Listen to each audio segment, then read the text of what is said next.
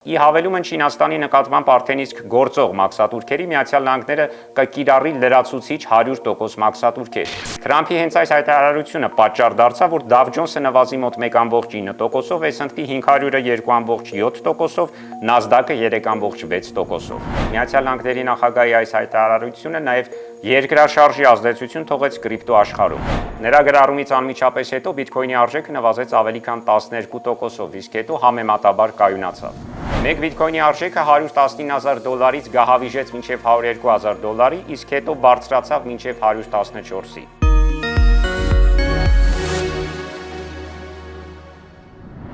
Թրամփը ինքը ամենամեծ կրիպտոյի ինֆլուենսերը էլի աշխարհում, որովհետև իր խոսելիքը, իր սա խոսքերը շատ են ազդում կրիպտոարժույթների վրա։ Ուղղակի երբ որ ինքը ասեց, որ Չինաստանի հետ նոր տարիֆները ինքը պատրաստում, այս նույն գիշերը սա կրիպտոարժույթները մանավանդ ամենամեծը մասնությունը էլի, կարամ ասեմ Ethereum, Bitcoin, Telegram-ի տոն, ինչ էլի բոլոր դաժե կարամ ասեմ stable coin-ը USDC-ա կոչվում, ինքը դաժե այն գալ։ Թրամփը քանի որ բիզնեսմեն է եւ իր հետ փոխկապակցված շատ կազմակերպություններ կան, որոնք շատ ակտիվ են հատկապես հիմա կրիպտո շուկայում, որտեղ Թրամփի տղան ինքը կրիպտոյի տենց ամենամեծ ջատակովներից է։ Ես համարյա 100% վստահություն ունեմ, որ դա էլ է գործոն հանդիսանում, այսինքն իրանք ունեն ինֆորմացիաներ, որին մենք չենք տիրապետում։ Կրիպտոարժույթներն 50%-ով են արժեզրկվել, 60%-ով են արժեզրկվել, մենք նույնիսկ կանոնները չգիտենք այդ կրիպտոարժույթների, դա նեգատիվ յուրաքանչյուր այդպիսի նորություն ինքը կարա այդպիսի ազդեցություն ունենա։ Մարդիկ սկսում են ինչ-որ բաներից վախենալով վաճառել իրենց ունեցված ակտիվները, լինի դա Bitcoin, թե բաժնեմասեր, օրինակ նույն օրը, որ դուք ասեցիք, նույն օրը նաև արժեթղթերի շուկան շատ մեծ անկում ապրեց, բավական, ասենք 2%, 3%, դա շատ մեծ անկում է արժեթղթերի շուկայի համար։ Եթե մենք խոսում ենք կոնկրետ Bitcoin-ի մասին, ոչ թե ընդհանրապես կրիպտոարժույթների մասին, պետք է գիտակցել մի բան, որ Bitcoin-ը այսօր ամենատարածված եւ ամենահայտնի կրիպտոարժույթն է, որը արդեն դառնում է շատ երկրների համար նույնիսկ ռեզերվային արտարժույթի մի բան, այսինքն մենք լսում ենք համարյա ամեն օր ինչ-որ նորություններ, որ այս երկիրն է ընդունել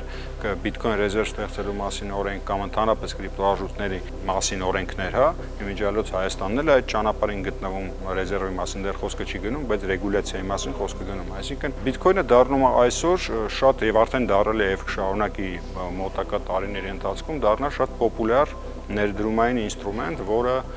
գերազանցում է բոլոր այլ հնարավոր այսօր ինստրումենտները ֆինանսական շուկայի իր եկամտաբերությամբ։ Բոլոր բուրսաները կրիպտոարժույթների իրանք ունեն Չինաստանի կամ չինական արմատները։ Կարամ ասեմ Binance, OKX, Bybit,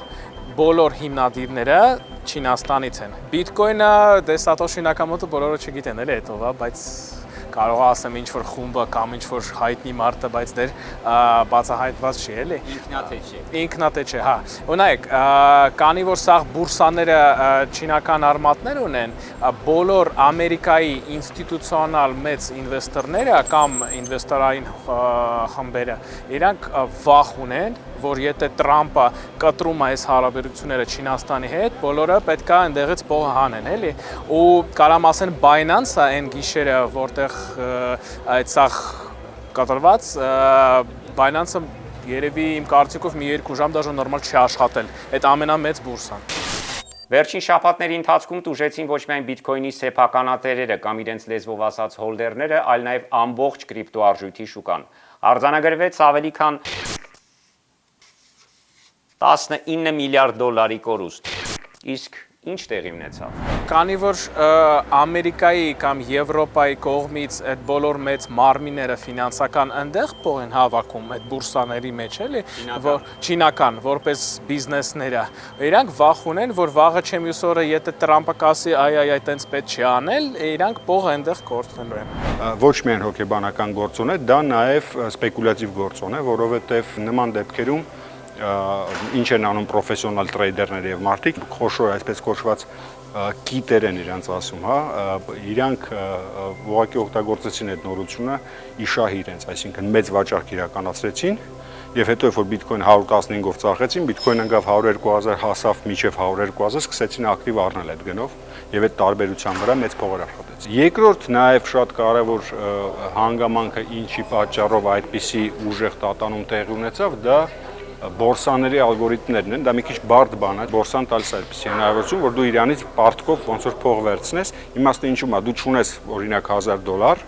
ունես $100, բայց ուզում ես $1000-ի բիտկոին գնես, վստահ լինելով, որ ինքը կաճի կամ անկում կապրի։ Երբ որ դու սխալ ես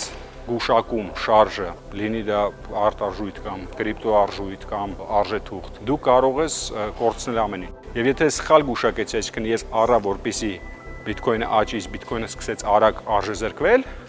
այդ ժամանակ աշխատում են այսպես կոչված margin call-երը, այսինքն բորսան ինձանից ուղղակի ամեն ինչը խլում է, հասկանալով, որ ինքը կարող է կորցնել իր գումարը։ Եվ ես այդ ժամանակ սնանկանում եմ։ Կրիպտոարժույթի անկման հետ հատկապես չհաշտվեցին նրանք, որոնց բիտկոյնները հասնում էր միլիոնավոր դոլարների։ Եղան եւ ինքնասպանության դեպքեր։ Ուկրաինայի խոշորագույն կրիպտո ձեռներեցներից մեկը Կոստիա Կուդոն հնարավոր է ինքնասպան է եղել։ 32-ամյա հայտնի կրիպտո առևտրականի մարմինը հայտնաբերվել է իր Lamborghini-ում։ Հիմնական վարկածը ինքնասպանությունն է, համաշխարհային կրիպտո շուկայի փլուզման ֆոնին։ Ինչպես հաղորդվում է, հոկտեմբերի 10-ի լույս 11-ի գիշերը ամերիկյան բազմաթիվ խոշոր ընկերությունների բաժնետոմսերը, ինչպես նաև գրեթե բոլոր կրիպտոարժույթները կտրուկ անկում են ապրել։ Կուդոն հնարավոր է կորցրել է առնվազն $30 միլիոն ներդրողների միջոցներից։ Մի կրիպտո ներդրող, որը ցանկացել է անանուն մնալ, համաձայն չէ տղամարդու մահվան այս տարբերակի հետ։ Նա նշել է, որ եթե կրիպտո առևտրականները ինքնասպան լինեին յուրաքանչյուր շուկայի փլուզումից հետո, նրանք բոլորը հիմա գետնին պառկած կլինեին։ Անշուշտ հնարավոր է, որ 3 կամ այսօր Կուդոն պետք է մեծ գումար վերադարձներ այն ներդրողներին, որոնց միջոցները կառավարում էր, եւ չկարողացավ դա անել շուկայի փլուզման պատճառով։ Binance-ի ալգորիթմի պատճառով Binance-ը ամենախոշոր կրիպտո բորսան է աշխարհի, մարդիկ շատ մեծ գումարներ կորցրեցին այնտեղ, մեղադրելով մարդիկ կան ընդդուք մինչև միլիոնավոր, մի հատ տրեյդեր ինքնասպան էր եղել, ես կարդացի, որ ինչ-որ շատ հայտնի եւ շատ մեծ տրեյդեր նույնիսկ ինքնասպան էր եղել այն պատճառով, որ ինքը միլիոնավոր դոլարներ այդ օրը կորցրեց։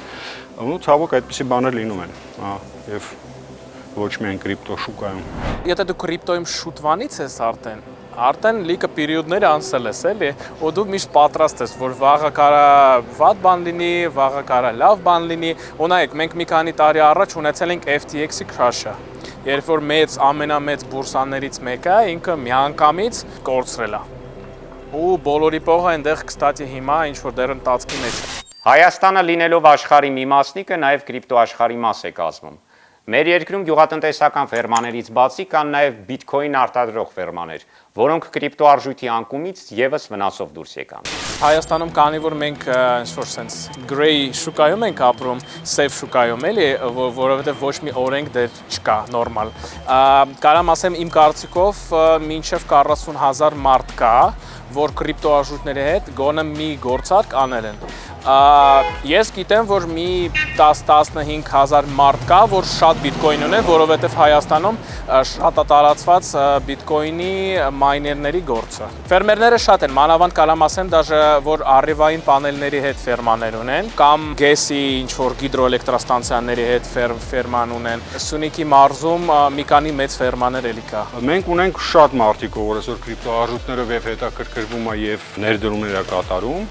եւ կան համայնքներ Հայաստանում, եւ բլոկչեյնը շատ զարգանում է Հայաստանում այսօր, ինչ շատ ողջունելի է,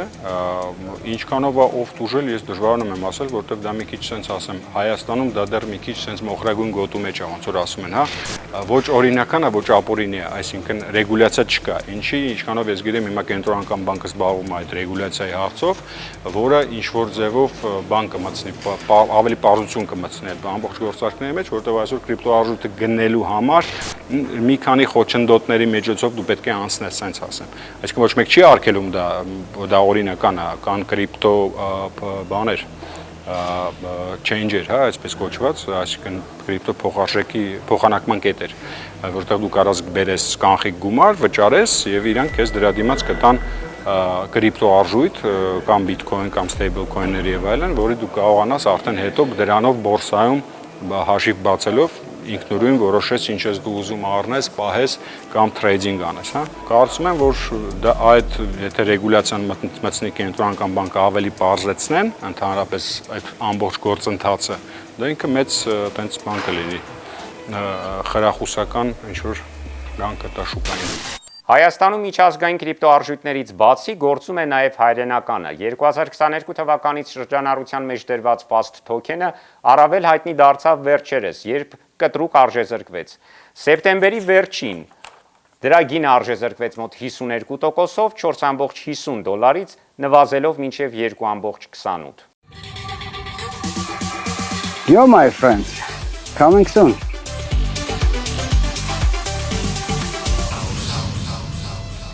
Տեսանյութում իշխանության սիրելի Վիվարոյի սեփականատեր Վիգեն Բադալյանն է։ Սեփական դեմքով փորձում է համոզել հայ հանրությանը ձեռք բերել իր կազմակերպության Soft Construct-ի մշակած կրիպտոարժույթը։ Չնայած Բադալյանի ջանքերին տարօրինակ զուգադիպությամբ Fast Token-ներ ձեռք բերողների թվում մեծամասնություն են կազմում հենց նրա ընկերության աշխատակիցները։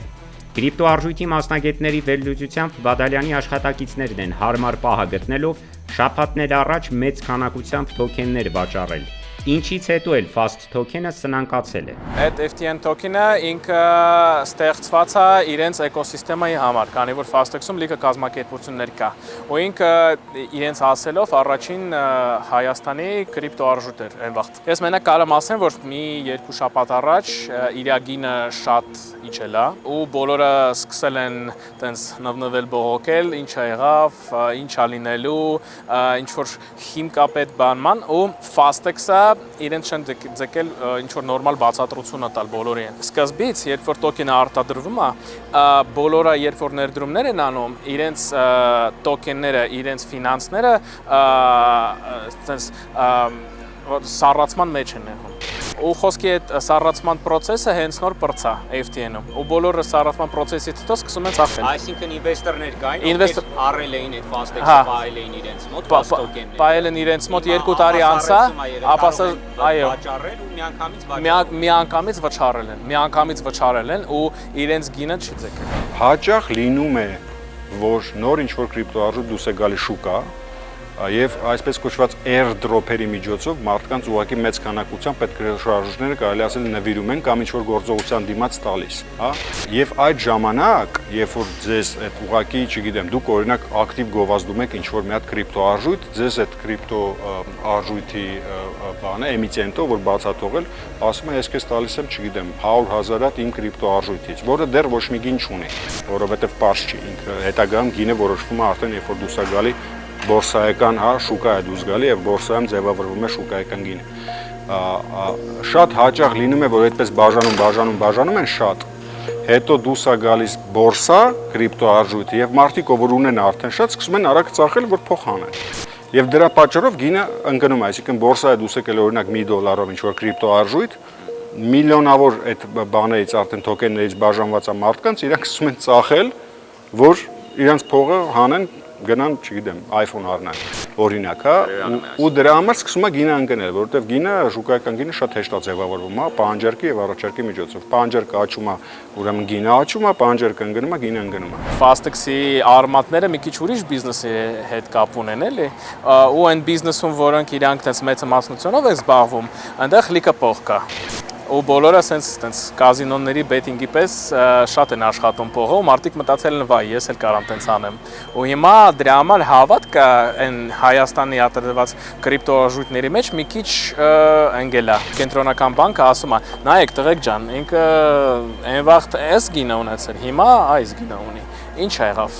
այդ դուք եք մեղավոր չէ ասում են դե ինչ անեմ դա սենց շուկան տենց աշխատում ասում են դա ոնց աշխատում բոլորը ծախում են իսկ վաղ եթե մենք ձեզ իրավունքներ տանք այն նոր տոկենները ստեղծել կարող է դուք փողը ինչ որ մեկին կբերեք ու վաղը իր գինը քիչնի աշխարհում կան 3 միլիոնից ավել կրիպտոարժույթներ 3 միլիոնից ավել թոքեններ այսինքն բառացիորեն ամեն մարդ կարա ես ու դուք այսօր մի քիչ գումար ունենանք կարող ենք բլոկչեյնի միջոցով եւ ինչ որ կազմակերպության միջոցով որ կարողանում է կրիպտոարժույթները բաց թողել հիմա հարցը միանալն է դա պահանջարկ ունենա թե չէ ինչի համար դուք դա կարող եք օգտագործել հետագայում օրինակ բիթքոինը արդեն ապացուցել է իր ապահովությունը, ասենց ասեմ, հա, այսօր արդեն նրան համեմատում են ոսկու հետ, եւ ասում են, որ դա թվային ոսկի է, եւ երկրները արդեն Ամերիկայի նման երկիր, եթե դա սկսում է ճանաչել եւ ընդունում է, որ ինքը պետք է ռեզերվ ստեղծի կրիպտոարժույթային, դա արդեն շատ հզոր հայտ է։ Կա Ethereum, կա Solana, կա մի քանի այլ շատ հայտնի եւ մեծ կրիպտո արժույթներ, որոնց հիմնական արժեքը հենց իրանց այդ բլոկչեյնի էկոհամակարգն է, այսինքն այն ֆունդամենտը, ինչի վրա այդ կրիպտո արժույթները կառուցված են, հա, այսինքն եթե դրա տակ ոչ մի բան չկա, փուչ է, դա ուրեմն արժեք չունի իմ կարծիքով եւ դրա համար պետք է շատ զգուշ լինել կրիպտո արժույթների դեպքում, պետք է շատ լավ ուսումնասիրել դու ինչ ես առնում։ Ֆաստոկինի մոտ չի ստացվել ու կենտրոնական բանկի ասելով մենակ իրան կարանք դա issue անեն։ Ես ստեղ համամիտ եմ, կարծում եմ որ դա ճիշտ բան է, եթե ինչ որ մեզ պետքա պետական էլեկտրոնային դրամի տարբերակա, դա պետքա կենտրոնական բանկից ինչ որ պետության կողմից ստեղծված լինի։ Կենտրոնական բանկը միայն fast coin-ներն է թույլատրել։ Հիմա հա, բայց կարծում եմ, նայեք, մենք ունենք հիմա օրենք կրիպտոարժույթների մասին, բայց ակտերը դեռ գրված չեն։ Ու ես կարծում եմ մինչև տարվա վերջը իրանք կգրեն, ու մենք հասկանանք, որ ինչ որ նոր տոկենները կարող ստեղծենք։ Կարող է պետությունը կողմնորոշի, որ մի քանի issue-երներ կա, որ մենակ մի issue-երի վրա այտենց խույս չդնեն, էլի։